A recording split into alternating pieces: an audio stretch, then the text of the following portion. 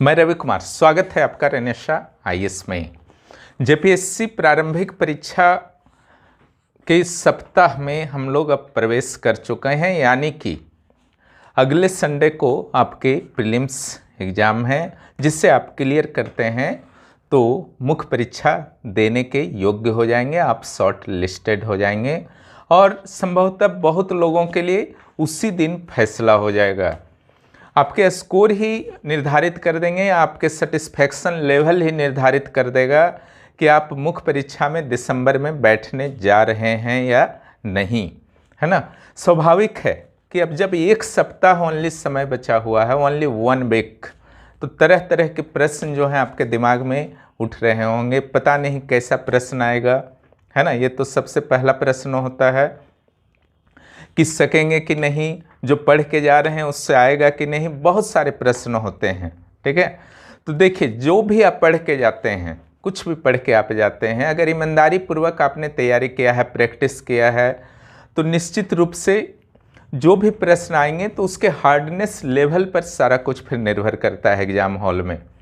तो वहाँ पर एग्ज़ाम हॉल में घबराना नहीं है ना। छठी जेपीएससी का ही एग्जाम्पल आप देख सकते हैं। क्वेश्चन का लेवल चूँकि टफ इसलिए भी लगा उस बार क्योंकि नया पैटर्न था और आयोग के द्वारा आपका मॉडल क्वेश्चन जारी नहीं किए गए थे, तो अचानक एक तरह से सामना हुआ ऐसे प्रश्नों का। खास करके झारखंड स्पेशल का 100 प्रश्न का सामना जनरली झारखंड के अभ्यर्थी नहीं किया करते थे और लेवल भी काफ़ी हाई था, नो डाउट, क्योंकि सिलेबस काफ़ी विस्तारित है भी जेपीएससी पेपर 2 का। पहले सिंपली आता था झारखंड का क्षेत्रफल क्या है, कुछ नेताओं के बारे में 4, 5, 10 क्वेश्चन पूछ लिया जाता था, लेकिन यहाँ पर गहराई में आयोग के द्वारा प्रश्नों को पूछा गया था, गहराई में जा कर के। लेकिन चलिए, आप लोग खुशकिस्मत हैं कि इस बार जेपीएससी पेपर 2 की तैयारी आप लोगों की बहुत अच्छी हो गई है। अलग अलग माध्यमों से जिन्होंने भी तैयारी किया है, किसी भी माध्यम से, और जहाँ तक इस चैनल की बात है तो उससे मैंने टारगेट में रखा ही था जेपीएससी पेपर 2 को। सीएनटी और एसपीटी के संदर्भ में काफ़ी एक समस्या मैं देख रहा था अभ्यर्थियों के बीच में, इसलिए वह मेरे जो आपके लक्ष्य में सबसे ऊपर थे कि इससे जो है पूरी तरह से क्लियर कर ही देना है झारखंड के अभ्यर्थियों को। और जिन्होंने भी मेरा वीडियो देखा है सीएनटी और एसपीटी का और उसके बाद लगभग 150 से ऊपर के प्रश्नों को सॉल्व किया है, तो वे काफ़ी कॉन्फिडेंट महसूस कर रहे हैं। और ये कॉन्फिडेंस जो है किसी खोखले चबूतरे पर नहीं है, एक मजबूत चबूतरे पर है। यानी कि सिर्फ क्वेश्चंस का मैंने प्रैक्टिस नहीं कराया, क्योंकि यह अंतिम चरण होता है ना। पहले उसको समझना पड़ता है, फिर प्रश्न जो है मजाक बनकर रह जाता है। अगर आप एक आर्टिकल को अच्छी तरह से समझते हैं, फिर प्रश्न आपके लिए कोई मैटर ही नहीं रहता है। उसी को किया। अंततः हमारे ही एक चैनल के मेंबर हैं, उन्हीं के सहयोग से फिर अंततः सीएनटी एसपीटी के नोट्स को प्रदान करने में भी मैं कामयाब रहा, जो मैं नहीं बना पाया था। तो अंततः मेंबर्स को तो पीडीएफ दे दिए गए स्पेशल टेलीग्राम ग्रुप में, और यूट्यूब पर भी मैंने उसे वीडियो के रूप में डाल दिया, ताकि जिन्होंने तैयारी किया था और उतार नहीं पाए थे समय की कमी के कारण, तो उन्हें भी एक बार रिवीजन करने का मौका मिल सके। दूसरा जो मैटर उठ रहा था झारखंड के संदर्भ में, वह था करेंट अफेयर्स का। करेंट अफेयर्स भी एक बहुत बड़ी समस्या बना हुआ था, क्योंकि कई अभ्यर्थियों के द्वारा मुझे यह कहा गया था कि करेंट अफेयर्स पढ़ने के दौरान परिश्रम जो है काफ़ी लग जा रहा है और लगता है कि रिटर्न विशेष नहीं मिल रहा है। जो पढ़ रहे हैं वो सही है या नहीं, उस तरीके से पढ़ना उचित है कि नहीं उन करेंट अफेयर्स के कलेक्शन को। तो इसके कारण मैंने भी इसका एक तरीका निकाला। समय की तो कमी थी, तो मैंने कार्ड्स के रूप में डेली देना शुरू किया। तो एकदम ऑथेंटिक सोर्स से मंत्रिमंडल के जितने भी निर्णय थे उससे निकाला गया, बजट, आर्थिक समीक्षा, अलग अलग पेपर्स में जो न्यूज आते थे उससे निकाला गया। इसके अलावा कई अन्य स्रोतों का भी प्रयोग किया गया और उसमें अनावश्यक तथ्यों को मैंने पूरी तरह से हटा दिया। किस्मत से करेंट अफेयर्स भी खत्म हुआ, 54 कार्ड्स। उसके बाद मुझे प्रतीत हुआ कि क्यों ना इसका प्रश्न भी दे दिया जाए ताकि एक फाइनल रिवीजन हो जाए। इसी का परिणाम था 270 प्लस प्रश्न, ठीक है, उसे भी प्रोवाइड कर दिया गया। उसके बाद उसे अमेजन में ई बुक के रूप में भी मैं डाल चुका हूँ।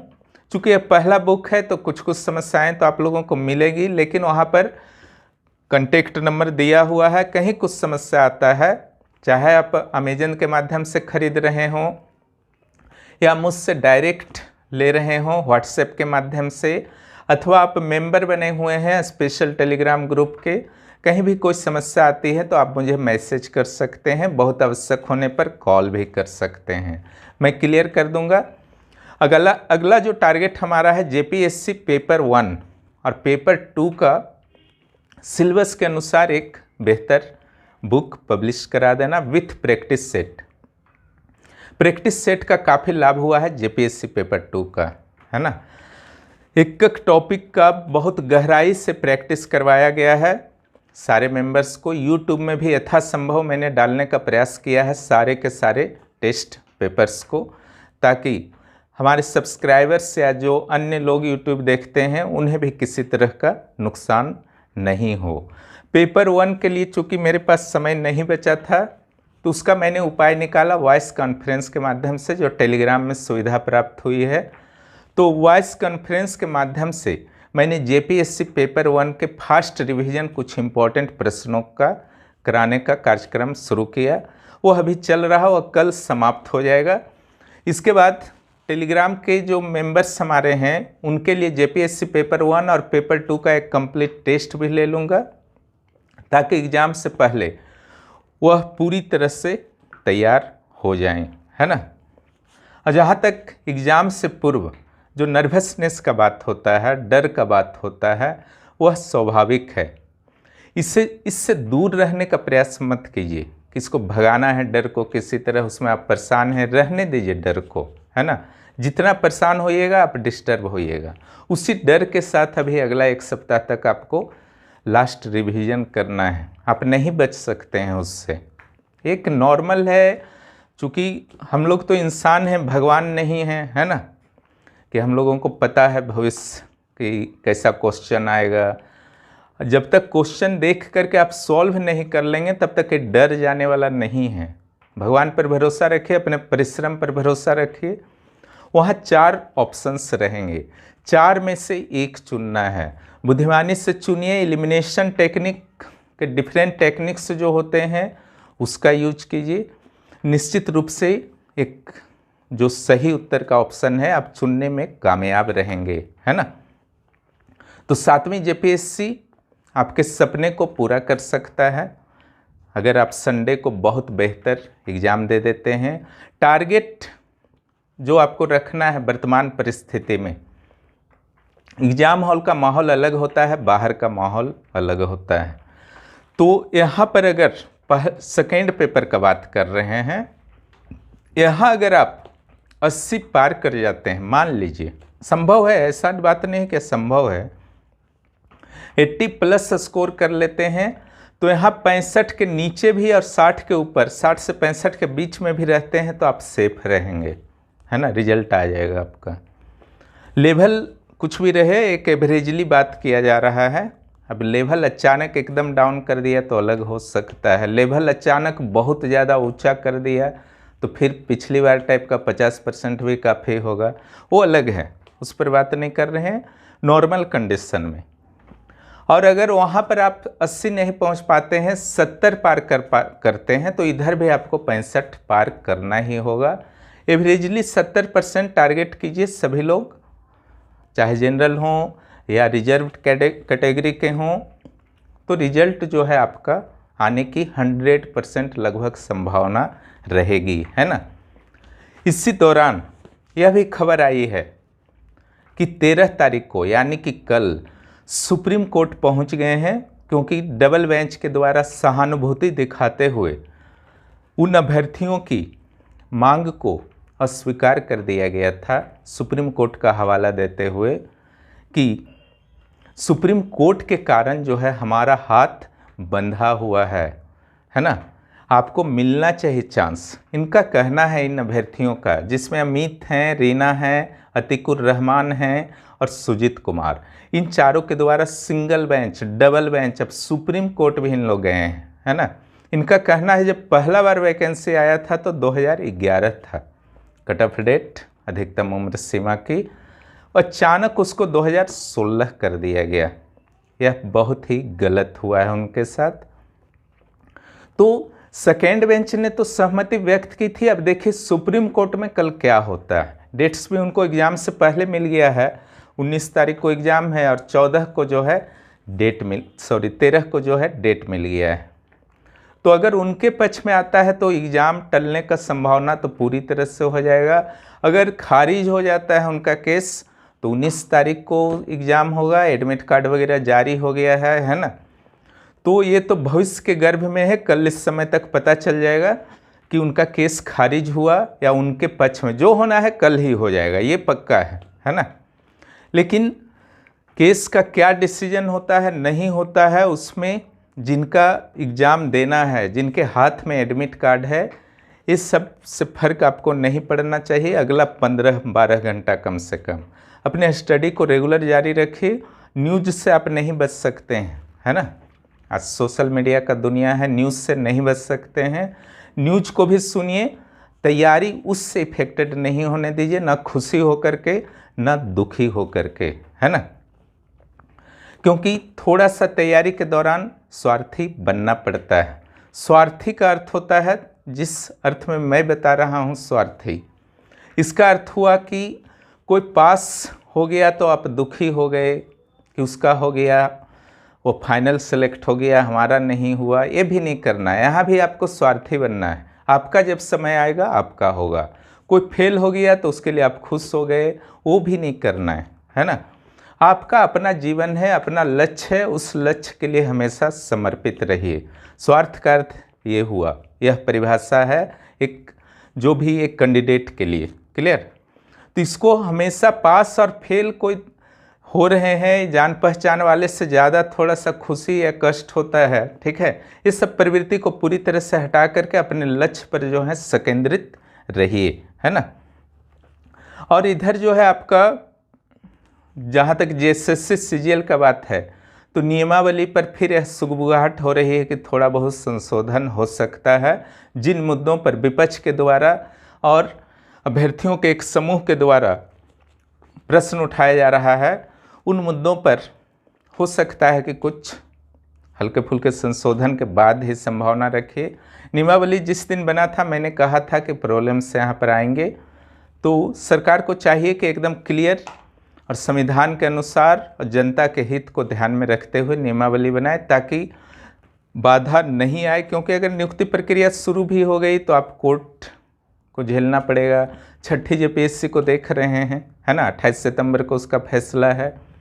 अगर वहाँ पर से हटा दिया जाता है अभ्यर्थियों को तो उनकी तो नौकरी चली जाएगी। गलत नियमावली, गलत ढंग से व्याख्या। आज भी एक पेपर में देखा मैंने, न्यूज आया है 6800 सिपाहियों की नियुक्ति भी खतरे में है, क्योंकि वहाँ पर भी अनियमितता हुई थी। गलत तरीके से जो नियुक्त हो जाते हैं और सही अभ्यर्थी जब बाहर हो जाते हैं तो केस करने को जाते हैं, जिसके कारण हर नियुक्ति जो है कहीं ना कहीं खतरा में पड़ जाता है। अब यहाँ पर जो आपका एक और है कि JPSC प्रीलिम्स तो ख़त्म हो जाएगा आपका 19 सितंबर को, अगर सब ठीक ठाक रहा तो। अगर उनके पक्ष में फैसला नहीं आता है तो तैयारी तो पूरी है ही। तो 19 के बाद उस सिचुएशन का मैं बात कर रहा, तो उसके बाद जो है मैं यथाशीघ्र मुख्य परीक्षा की क्लासेस आपको दूंगा। यूट्यूब के माध्यम से भी क्लासेस होंगे, है ना। लेकिन जो भी क्वेश्चन आंसर्स वगैरह प्रैक्टिस होंगे वो पूरी तरह से टेलीग्राम के स्पेशल ग्रुप पर ही कराएंगे, जो भी मेंबर्स जुड़ेंगे JPSC मेंस के लिए, है ना। जिनको भी इच्छा है कि JPSC मेंस के प्रोग्राम में जुड़ें, है ना, वो मुझे कॉल कर सकते हैं, मैसेज कर सकते हैं, तो उनके स्थान को मैं सुरक्षित रख लूँगा, ठीक है। तो आपको आगे बढ़ना होगा। अगर तैयारी आप करना चाहते हैं, आपको भरोसा है कि प्रीलिम्स क्लियर कर लेंगे या डायरेक्ट आप अगले वर्ष के अभ्यर्थी हैं और मेंस की तैयारी करना चाहते हैं तो निश्चित रूप से आप जुड़िए। उस ग्रुप में आपको काफ़ी लाभ होंगे। जुड़ने के बाद जो जुड़े हैं लाभ प्राप्त कर रहे हैं। हालांकि YouTube पर आपके वीडियो में कोई कमी नहीं हुई है, आपने देखा है। यहाँ पर मैंने अभी ऑब्जेक्टिव्स क्वेश्चंस काफ़ी दे रहा हूँ मैं, क्योंकि ऐसे क्वेश्चंस को दिया जा रहा है जो आपके एग्ज़ाम्स की दृष्टि से इम्पोर्टेंट है। समय की कमी चूँकि आप लोगों के पास है स्पेशली, इसलिए मैं लंबे लंबे वीडियो नहीं बना रहा बल्कि छोटे छोटे वीडियो आपको दे रहा हूं, ताकि कम समय में आप अपनी आवश्यकता अनुसार सामग्रियों को देख सकें। हो सकता है आपका केमिस्ट्री मजबूत है, कोई पक्ष केमिस्ट्री का, तो उस पक्ष को आप जल्द से जल्द पार कर सकते हैं। ज्योग्राफी के टेस्ट लगभग मैं प्रदान कर चुका हूं यूट्यूब पर, कुछ बचे हुए हैं। तो आप लोग अच्छी तरह से तैयारी कीजिए, नर्वस नहीं होना है। डर तो रहेगा ही, उससे आप नहीं बच सकते हैं, लेकिन नर्वसनेस से बच सकते हैं। नर्वस हो गए तो फिर सब खत्म हो जाएगा खेला, है ना, सारा कहानी आज ही खत्म हो जाएगा। इसलिए हमेशा अपने ऊपर विश्वास रखिए, डर को नहीं भगा सकते हैं, नर्वसनेस को निश्चित रूप से भगा सकते हैं सकारात्मक सोच के साथ। विश्वास रखिए कि जो भी आपने पढ़ा है उससे प्रश्न आएंगे, निश्चित रूप से आएंगे। और देखिए, ईमानदारी से अगर पढ़ें और परिश्रम से पढ़े हैं तो निश्चित रूप से आपका जो स्कोर होगा वो कट ऑफ से काफ़ी आगे होगा।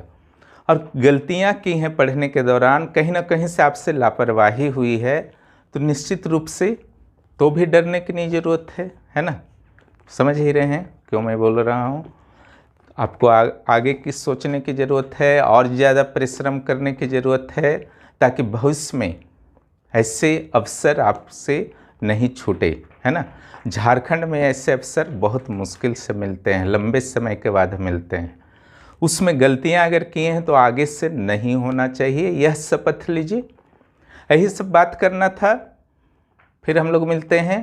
कुछ अगर न्यूज आता है कल तो कल ही मैं वीडियो बना दूंगा, अन्यथा फिर जब संभव होगा मैं ज़रूर आप लोगों से मिलूँगा वीडियो के माध्यम से।